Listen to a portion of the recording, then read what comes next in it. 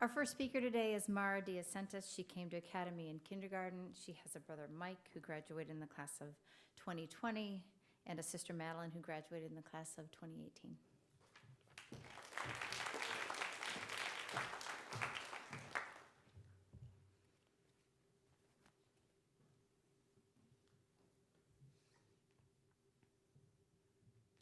You need to organize your room. It looks very messy. You should do this ACT reading section for homework so we can go over it next week. Make sure to complete the homework and prepare for the upcoming test. These are some of the things that I hear from people like my mom, my ACT tutor, and my teachers. Everything seems to be piling up and I can't seem to catch a break. Life can be overwhelming at times. There's barely enough time in the day for school, friends, and a breath of fresh air for myself. There are people telling me what to do, how to do it, and there is always something on my schedule. There's a constant pressure from the world around me to not make any mistakes because someone is watching me or judging me. When life gets crazy and I can't seem to catch my breath, I like to think about a place where all of these worries go away, where I can disconnect from reality. For me, it is 6 hours away, where only a few people know me, where school stresses don't exist, and I never have to look at my planner. This is what I like to call my happy place. Somewhere where getting out of bed in the morning isn't so bad, so they don't have a giant to-do list waiting for me. I remember the moment when I knew Michigan was my happy place. A few years ago, my dad made a bonfire late at night. Everyone was tired and wanted to go to bed, but he made us stay up to make a s'more. I was annoyed because all I wanted to do was be in my room and watch TV, but I agreed and walked down to the fire. As I felt the cold air around me while being wrapped up in a blanket, my mind began to clear. I forgot about my desire to go on my phone to watch a show. I looked up into the sky, seeing thousands of stars, trying to point out the ones that I see. My family and I talked about the things we did that day and what we were looking forward to tomorrow. I had never been so relaxed before that I didn't know what it felt like to have a completely clear mind. As cliche as this memory sounds, from that moment on, the vibe of Michigan in the house has always been the same, full of memories and happiness. As soon as I step into the house, the air smells fresh and I can see the lake through the window. Immediately, I forget everything that I was going through at home and my mood is lifted. I drop my bags right away and I walk outside to sit on the porch. The calm, clear blue water and hot summer days always relieve me of stress. Once I take in the view, I put my bathing suit on and walk out to the water. If I want to hang out with people, I meet up with my friends. I don't have a single worry on my mind or go on social media because when I'm not on it, I'm not worried about anything. There is something so relieving about meeting people on the lake.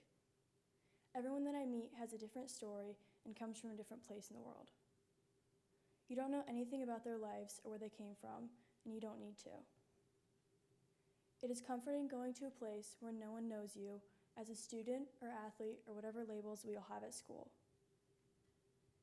A friendly wave or smile as boats pass by, you can see how much people enjoy being on the lake. Our family's been growing up since I was 6 years old, and my dad has taught me to enjoy the times we have there together. He has taught me the beauty of the environment, inspires me to live in the moment, and loves it just as much as I do.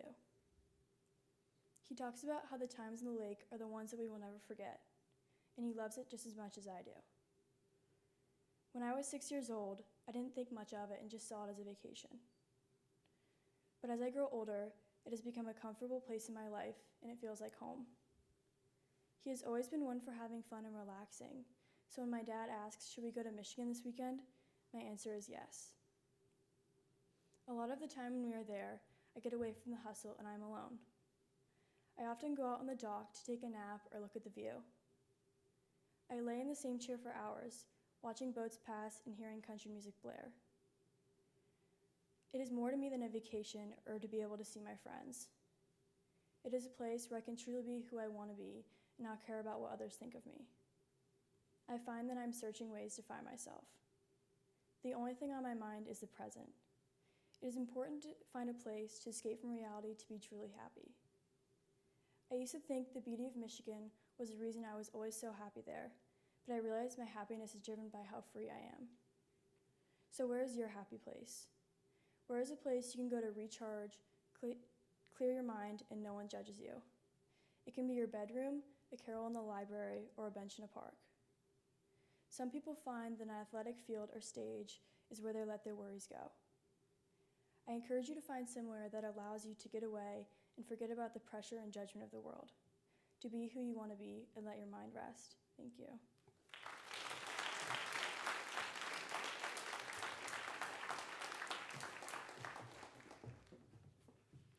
Our next speaker is Imani Munene, and she came to Academy in the 10th grade.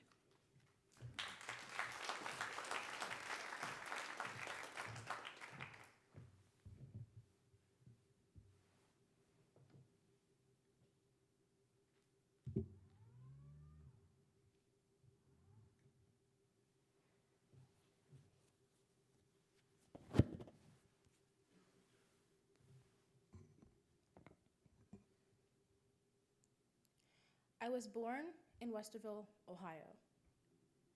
My father's family is from the United States, and I have lived in Ohio for all of my life. Growing up in Ohio means that we get used to seeing organized fields of corn, soybeans, or wheat. We dress rather conservatively, and there are no mountains or oceans in or surrounding our state.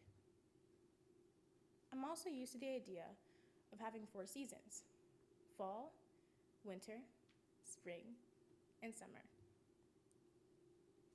However, half of my relatives are from Kenya, and none of this applies. This October, I traveled halfway across the world to visit my ailing grandmother. While I spent time with her and reconnected with my family, I also noticed the differences between Kenya and the US, as well as thought about how this connects with my Kenyan American identity. The places I visited were Nairobi, Isiolo, Samburu, and Meru. When arriving in Nairobi, I felt a sense of nostalgia as I was 11 years old the last time I visited the city.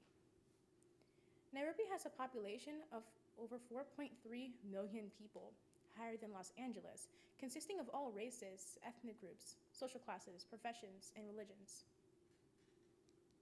This is reflected in the city's entrepreneurship and economic opportunities. In a 2-kilometer radius, I could see tall buildings and skyscrapers. These buildings housed hospitals, business firms, corner stores, and tailor shops. Unlike downtown Columbus, where pedestrians walk on sidewalks and designated crosswalks, public car or matatu drivers were weaving in between seas of people traveling along the road. Also, minibuses or nganya were very prevalent in the city center. Rather than plain writing and minimal designs, as one might see on our local Coda buses, they are heavily decorated with large words, symbols, bright colors, and even faces of celebrities such as actors, rappers, politicians, and singers.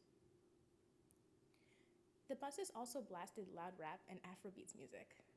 One nganya that I saw was bright blue, covered in graffiti art, and had a detailed illustration of Bob Marley. Although I was mostly comfortable in Nairobi, I had a slightly hard time getting used to the change between a quiet suburban town and a chaotic, vibrant city.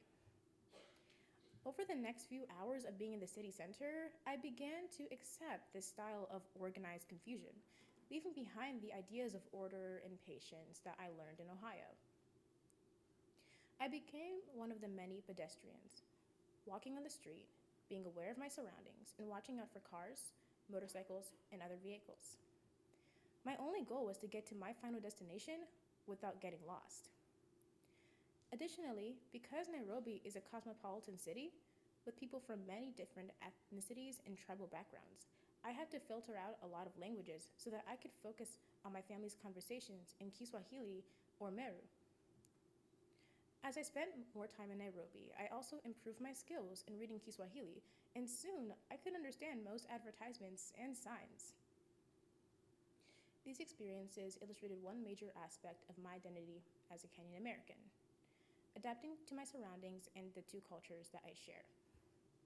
After picking up my grandmother, we traveled from her hometown of Isiolo to Meru County. Because most of my family members are from the Meru tribe, I was able to learn about our culture, including the Khmer language. I also spent valuable time with my cousins, aunts, and uncles at a prayer ceremony that we hosted for my grandmother. After many days, we boarded the plane to come home, and I realized that I am blessed to be a person who is caught in the ties between the United States and Kenya. When I'm in the United States, I spend a lot of time with my American family.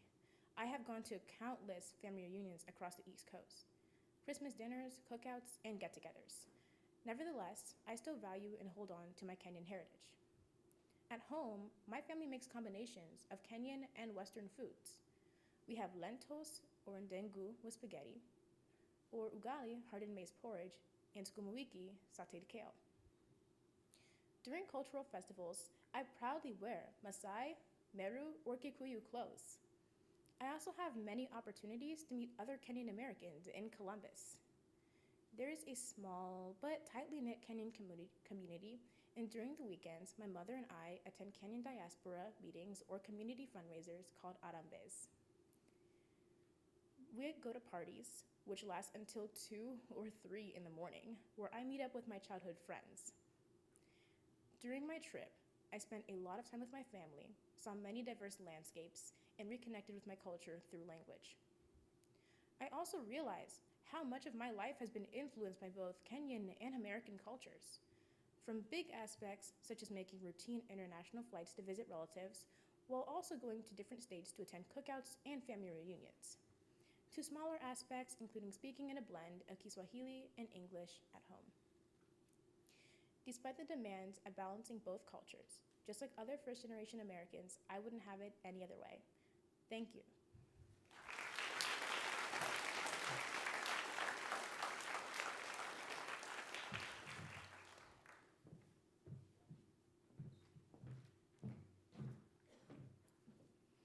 Our final speaker today is Nishta Patel, and she came to Academy in the 9th grade.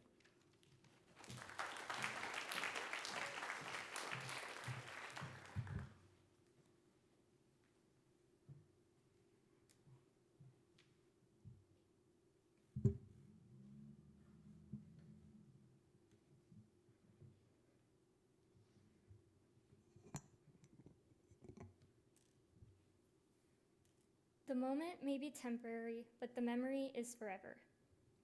I think this quote from Bud Meyer means the small moments in our lives, the ones we don't really think much about, are what make the best memories. Before COVID, my family was in a routine. When my younger brother and I came home from school, I would go finish my homework while he played outside. Then we would watch some TV. My dad was busy with work, so when he came home, he would take a nap and then go to the gym or read a book. My mom was in the kitchen preparing for dinner, reading, doing laundry, or something else. We didn't spend a lot of time together because we were busy doing our own things. A lot of people would say that lockdown was the worst part about the COVID-19 pandemic. Everything was shut down and we weren't allowed to go out to see our family and friends. Some probably stayed in their rooms all day watching shows and FaceTiming friends. Others might have tried a new recipe. Although most of us were upset by the restrictions, my family and I will always be thankful for this time because it brought us closer. Because my dad still went into work, my 11-year-old brother and I had a lot of free time while waiting for him. We attempted many different recipes every day, making a mess in the kitchen. I remember when we tried to bake a cake without my mom's help. I usually managed to make a decent one, but this time I had my brother's assistance. He accidentally filled the pan with too much batter, and more than half of the cake was baking on the oven floor. Outside of the kitchen, we created new games that made no sense, annoyed my mom, and just talked and laughed with each other.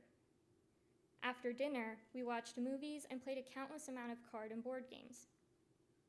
During these game nights, my brother and I got into a lot of fights, accusing each other of cheating, but in the end, the room was filled with laughter and smiling faces. These small activities helped me connect with my brother more, and now we are inseparable. Even after the lockdown was lifted, most places in the city were still closed, and we got bored of doing the same things over and over. This is when my dad came up with the idea of going on a drive. At first, I thought it would be I thought it would be a quick 15-minute ride to get away from being in the house. But instead, these drives lasted around an hour, sometimes even more. At the start of every trip, we always followed the same route, starting from my house to Scioto Park, where we would hang out with the ducks and even feed them a little snack. Then, we continued through downtown Dublin. The city was under construction when we started these drives, so we got to see the entire area develop into something brand new. Some days, we would go to Polaris, drive around Easton, or go through Powell and come back home. A couple times, we even ended up in the Columbus downtown area. Although I loved getting away from the house for a while, what I enjoyed the most was the time we got to spend together.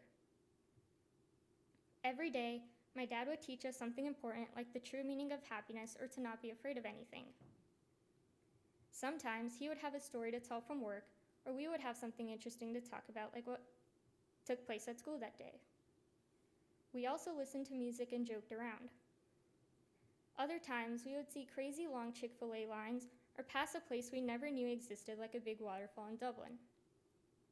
One moment I remember is in February of this year. We left home thinking it would be a normal drive like any other day. But to our surprise, my dad bought a new car and it was waiting to be picked up. My mom, brother, and I had no idea about this, so we were all shocked and bursting with excitement as we drove our new car home. Another favorite memory of mine is when my parents surprised my brother and I with a little trip. We usually went out to drive in the evening, so when my parents told us one day that we were leaving at noon, my brother and I were a little confused. Maybe they had plans for the night and wanted to leave earlier. Instead, they took us to the Ohio Caverns in West Liberty, a little over an hour from here. We still have the little gems my brother got from gem mining, which makes this a really fun memory. Despite these amazing times, not every ride was as joyful. Sometimes, the trip would be filled with serious talks or maybe a few arguments here and there. I used to have a hard time speaking up about what I was thinking or how I felt, even to my parents. One day, they were asking my brother and I some questions, and I was hesitant to talk. But with their help, I was finally able to open up and feel closer to my parents. This is the best part, being able to talk to each other without having another place to be or work to do. We still go on these drives every day, not for an hour like we used to, but they still keep the same energy as our first one. And what I learned from my dad is that we're looking for happiness in the outside world, not really focusing on us and our family. Although going out with friends every weekend or shopping makes us feel happy, that feeling is not permanent. These relationships can fluctuate, but our family will always be there for us. Our families give us the support we need, and this bond, especially sibling bonds, is a big source of our happiness. The memories made and quality time spent during lockdown are what I will cherish the most, because it is what made my family become stronger and helped me realize where my true happiness comes from. Thank you.